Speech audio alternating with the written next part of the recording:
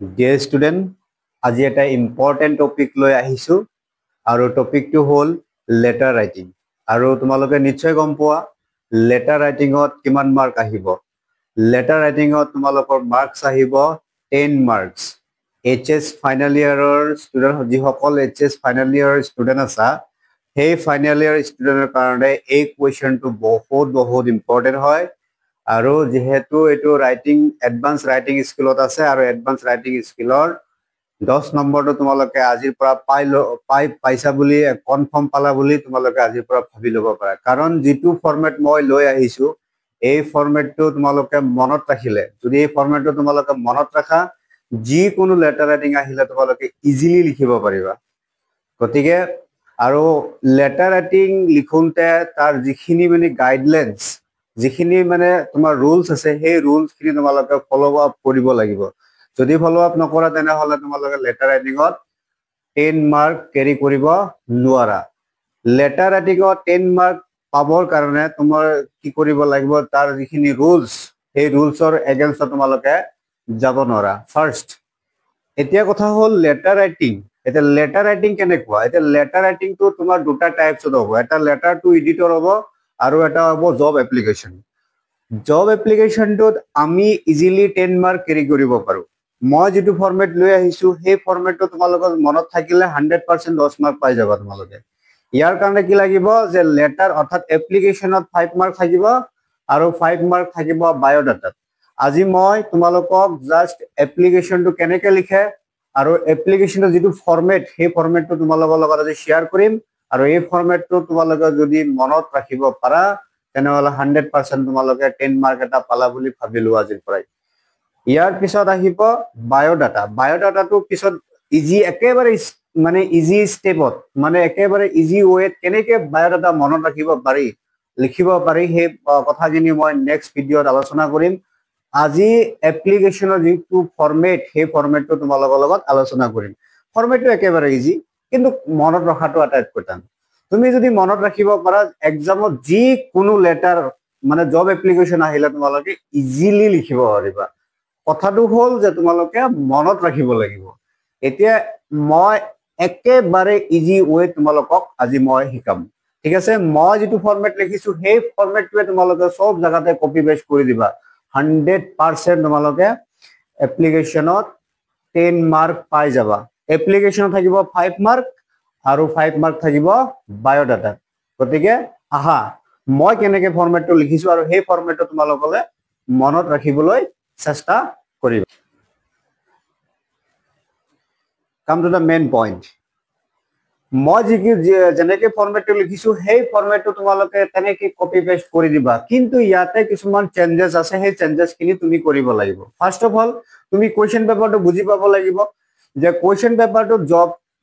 যেটো মানে job application লিখিব দিছে তোমাক সেই জব এপ্লিকেশনৰ পজিশন ৰুলস নিশ্চয় দিয়া থাকিব সেই ৰুলসখিনি তুমি জাস্ট ইয়াতে কি কৰি দিব লাগে কপি পেস্ট কৰিব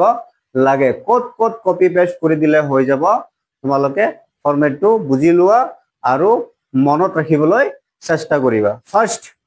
ফাৰ্স্ট আহিছো যে your address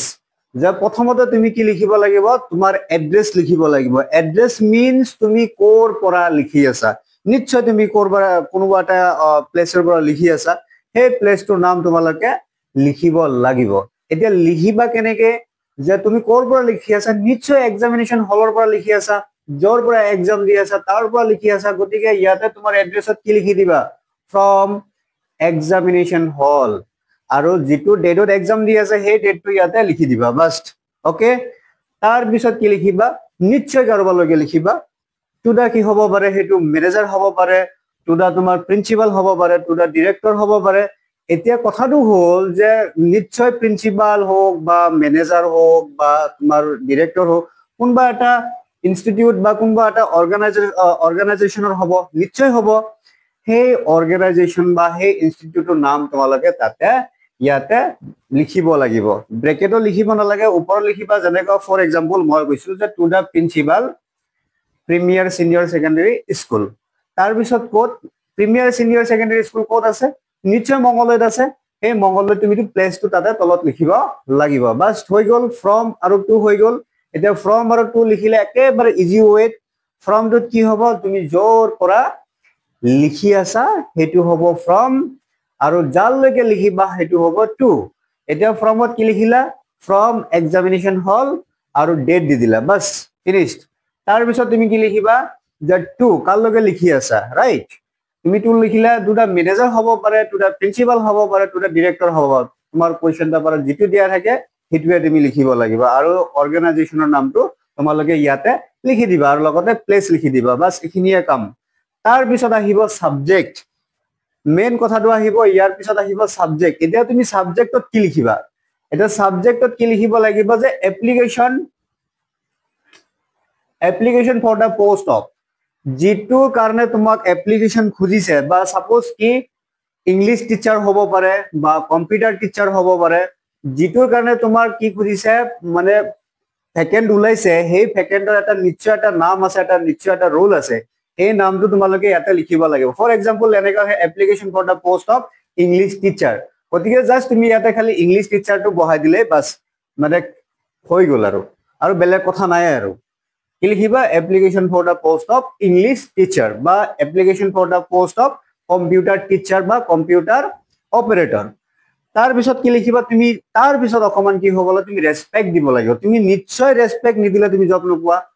তুমি ৰেসপেক্ট কি কৰিব লাগিব তোমাৰ ৰেসপেক্ট শো কৰিব লাগিব কেনেকে লিখিবা স্যাৰ বা মেডাম দি তুমি আৰম্ভ কৰিব লাগিব স্যাৰ বা মেডাম কি লিখিবা with reference to your advertisement যে নিশ্চয় যদি মোৰ কোম্পানী থাকে মই নিশ্চয় সেই কোম্পানীৰ কাৰণে মোৰ কি লাগিব এসিস্ট্যান্ট লাগিব সেই এসিস্ট্যান্টৰ কাৰণে মই নিশ্চয় কি কৰিম কোনবা এটা সোশ্যাল মিডিয়াত হোক বা নিউজ পেপাৰ হোক মই নিশ্চয় কি কৰিম এডভাৰটাইজ কৰিম তো সেই কথাটো তুমি ইয়াতে উল্লেখ কৰিব লাগিব যে উইথ ৰেফাৰেন্স ইয়োৰ এডভাৰটাইজমেন্ট যি ইনষ্টিটিউট হোক বা যিকোনো অৰ্গানাইজেচনে হোক কি কৰিব এডভাৰটাইজ কৰিব সেই এডভাৰটাইজ একৰ্ডিং টু এডভাৰটাইজ মতে তুমি কি কৰিব লাগিব এপ্লাই কৰিব লাগিব তো সেইকাৰণে লিখিবা যে নিউজ পেপাৰ নামটো তুমি ইনক্লুড কৰিবা এটা নিউজ পেপাৰ নামটো কিয় ইনক্লুড কৰিবা কাৰণ তুমি কোত পাইছা নিউজ পেপাৰত পাইছা যে জব ওলাইছে অমুক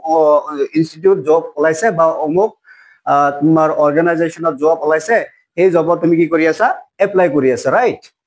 তাৰ পিছত লিখিলা নিউজ পেপাৰ এই নিউজ পেপাৰ নামটো হয়তো কি হ'ব দা আসাম ট্ৰিবিউন হ'ব পাৰে দা হিন্দু হ'ব পাৰে ৰাইট তাৰ পিছত কি লিখিব লাগে ডেট তুমি যেটো ডেটত লিখি আছা সেই যেটো ডেটত তুমি পাইছা পোষ্টটো পাইছা সেই ডেটটো ইয়াতে মেনশন কৰিব লাগিব যেটো ডেটত তুমি ইয়াতে এক্সাম্পল ডেটত লিখি আছা সেইটো ডেট ইয়াতে নহব এই ডেটটো বেলেগ হ'ব যি ডেটত তুমি এই যেটো এডভাৰটাইজ আছিল সেই এডভাৰটাইজমেন্টটো পাইছা সেই ডেটটো ইয়াতে তুমি মেনশন কৰিব লাগিব তাৰ পিছত কি লিখিবা I would like to apply for the post of ময়ো কি কৰিব বিচাৰো যে আপুনি যেটো এডভাৰটাইজমেন্ট ওলাইছে এই এডভাৰটাইজমেন্ট ময়ো মানে কি এপ্লাই কৰিব বিচাৰো কি কোনটো পোষ্টত ফৰ দা কি the post of English teacher for example English teacher মই দিলো যিকোনো আহিব পাৰে যেটো এক্সাম পেপাৰত থাকে সেই পজিশনটো ইয়াতে তোমালোকে পুট কৰি দিবা ৰাইট আৰু বেলেগ একো কাম কৰিব নালাগে আৰু ঠিক আছে তাৰ পিছত তুমি লিখিবা যে আই believe that my educational qualification and skill মোৰ যিখিনি মানে মই বিশ্বাস কৰো যে মোৰ যিখিনি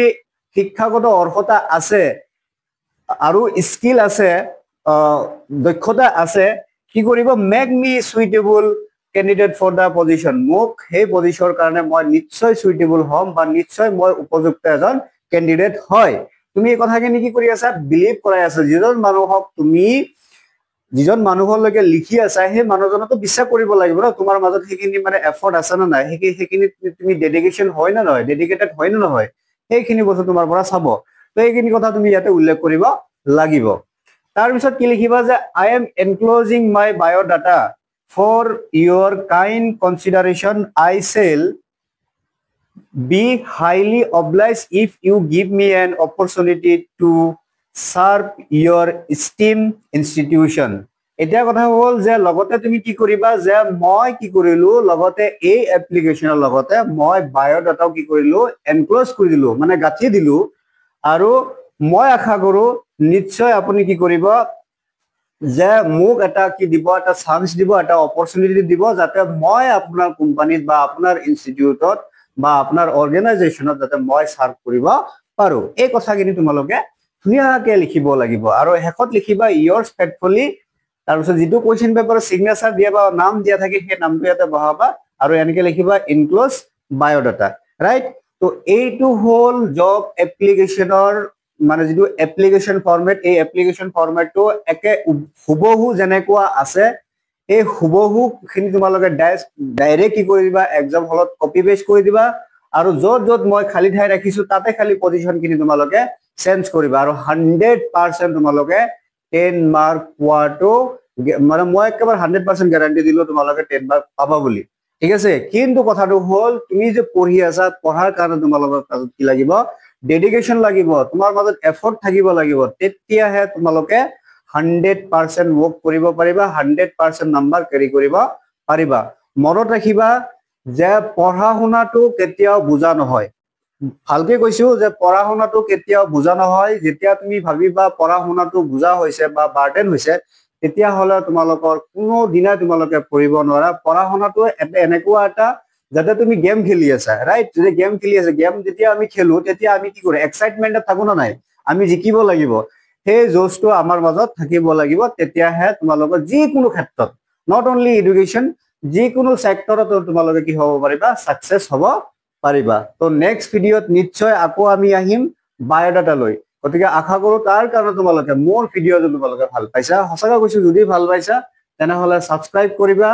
আগলৈকে শেয়াৰ কৰিবা যাতে তোমাৰ নিচিনা আৰু বহুত যেনেকৈ ষ্টুডেন্ট তোমাৰ যেনেকৈ ফ্ৰেণ্ড সাৰ্কেল আছে হিয়তো যাতে মোৰ ভিডিঅ' মানে চাব পাৰে